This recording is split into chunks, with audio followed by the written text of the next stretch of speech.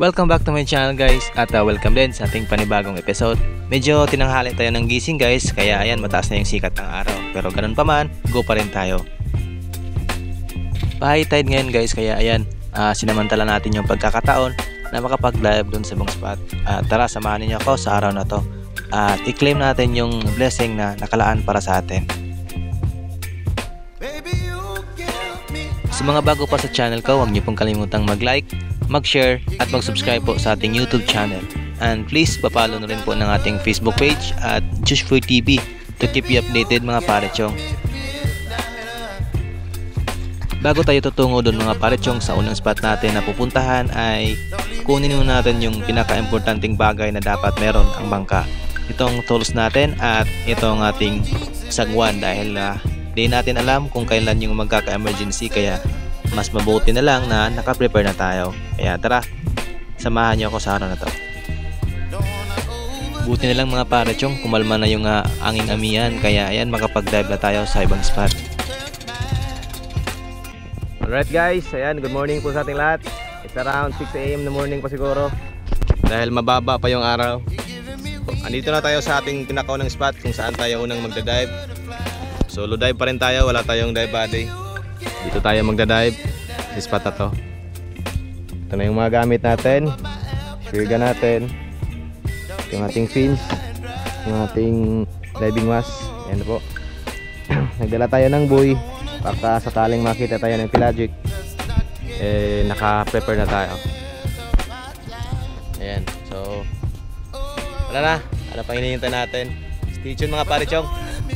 Shoutout kay Island Ga TV, Jun TV Vlog, Zulji TV, Tons by Vlog, kay Father and Son Fishing TV, Andon Mix Vlog, kay Linon Fishing Adventure, Jun Fishing TV, kay Jared Espero, kay Explore Fishing, kay Kuya Jik Adventures, kay Panahon Espero, at kay Antonio the Hunter Mix Vlog. Pagkatapos nating mag-warm up dive mga parechong, tayo ay dumiretso na kaagad dito sa spot na to. At nag-abang-abang tayo dito ng mga ilang segundo at inobserbahan natin kung merong bang mga movement ng mga isda dito or mga pelagic na naghahan sa mga bait fish. Sinubukan ko na rin mag-fish school dito mga parechong, ngunit talagang walang isda na nagpapakita sa atin ngayon.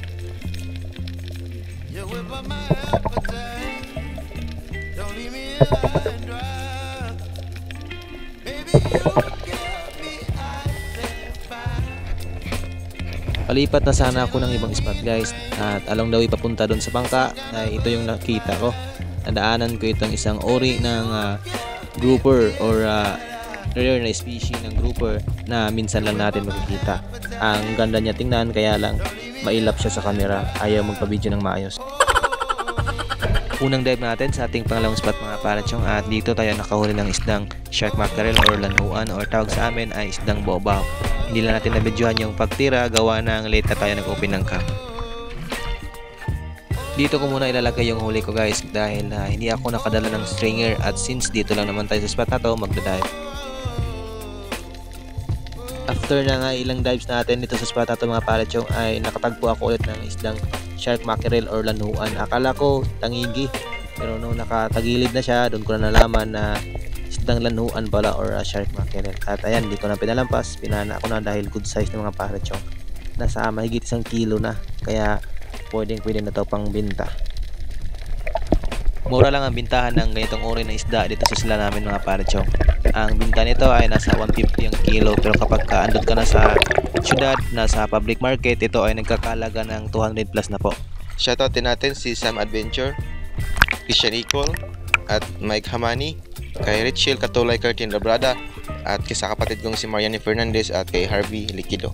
Buti na lang mga parechong, binalikan ko yung aking unang huli dahil kung hindi ko binalikan ay siguradong ubos na ito ng pananglitan or moray eel. Ayan, kinain na po, kinagat na ng isdang pananglitan.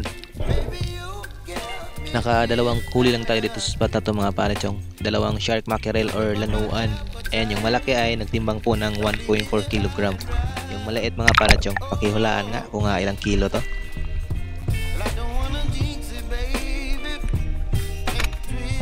Pagkatapos nito mga parechong, ako ay umuwi muna at ibininta ko yung aking huli at ako po ay nag-agahan na rin.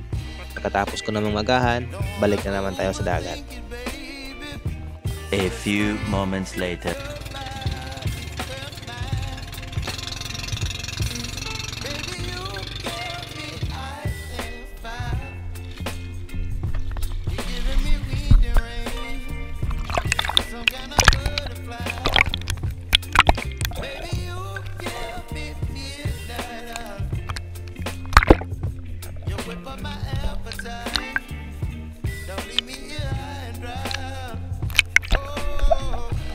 Ayan mga pare, yung unang dive natin sa ating pangatlong spot. So dito ay secure muna tayo ng pangulam natin. Napansin ko itong grupo ng mga danggit at mga good size naman. Ayan, papana muna tayo ng isa. Mababaw na ito mga pare, yung nasa mga 3 meters lang.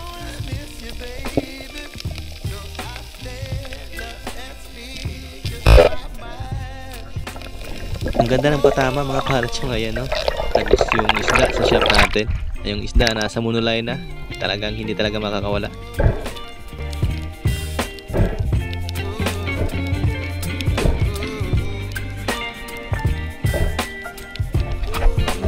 Nakaiilang sisid rin ako mga parachong doon sa malalim na part. Kaya lang talagang walang malalaking isda na nagpapakita sa atin. Kaya dito na lang muna ako sa mababaw dahil meron pa namang mahuhuli. At mga good size naman to kaya hindi na natin ito palampasin. Ganito talaga ako maghanap mga parachong sa amin kapag talagang walang mga logic na nagpapakita ay yan, kuridas mode tayo. Pinapana natin yung piling panain na pwede na rin kapinabangan.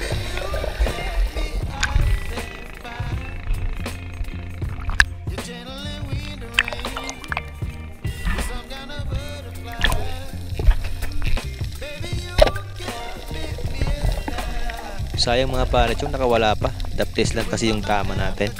Buti na lang nakita pa natin ulit.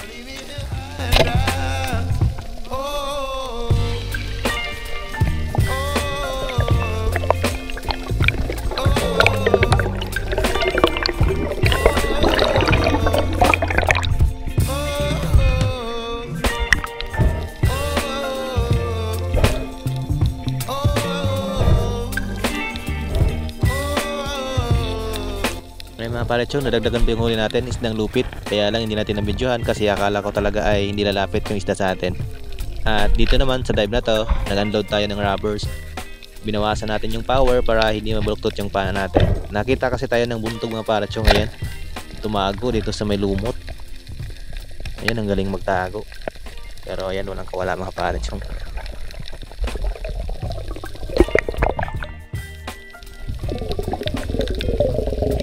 Another dive mga parachong. So dito ay ambush dive tayo. Inaabangan natin kung merong mga malalaking isda na dadaan dito sa baba. At buti na lang sulit yung pag-aabang natin mga parachong. Hindi tayo pinatagal. Merong isda na dumaan sa atin, grupo ng mga rainbow runner. Magre-resurface na sana ako nang biglang dumaan sila at ayun, nakapana naman tayo. Na yung mga parachong, tingnan natin kung ano yung nangyayari.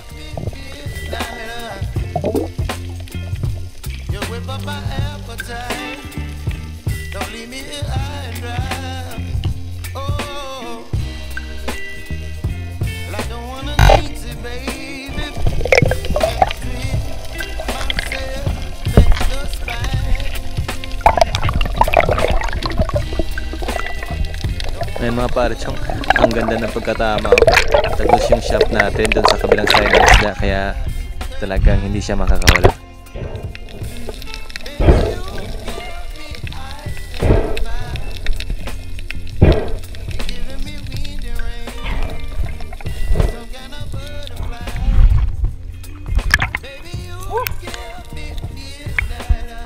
Sulit.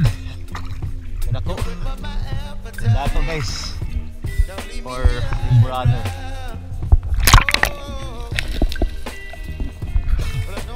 Halos same sizes na sila lahat.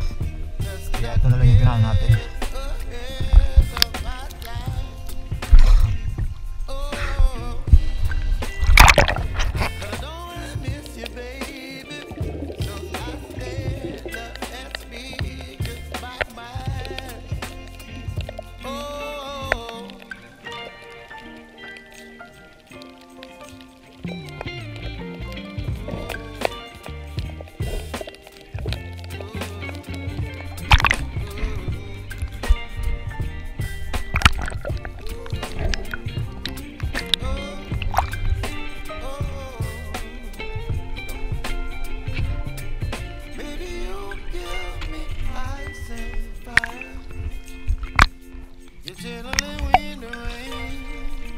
some kind of butterfly. Baby, you give me midnight. You whip up my appetite. Don't leave me here high and dry. Baby, you give me ice and fire. Ayun mga pare, check natin ang hole lahat. Medyo kakaunti yung problems na to. Yung panghuli natin ang huli. Baby, you give me midnight. Malaking ano, napakalaking burano yung sa lahat. Naman yung mga buntok.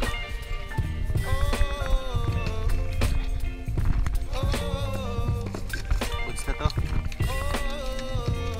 Yung kanina nating huli, yung dalawang lanuan or shark mackerel na ibinta natin. Kumita tayo kanina ng 300 pesos. So ito naman, bibinta natin ito malaki. At meron na rin tayong seaweeds. Uwi na tayo mga pare chong dahil hapon na po. Siguro mga alas 4 na hapon. Uwi na tayo dahil magbabiyahe pa tayo. Punta doon sa isla.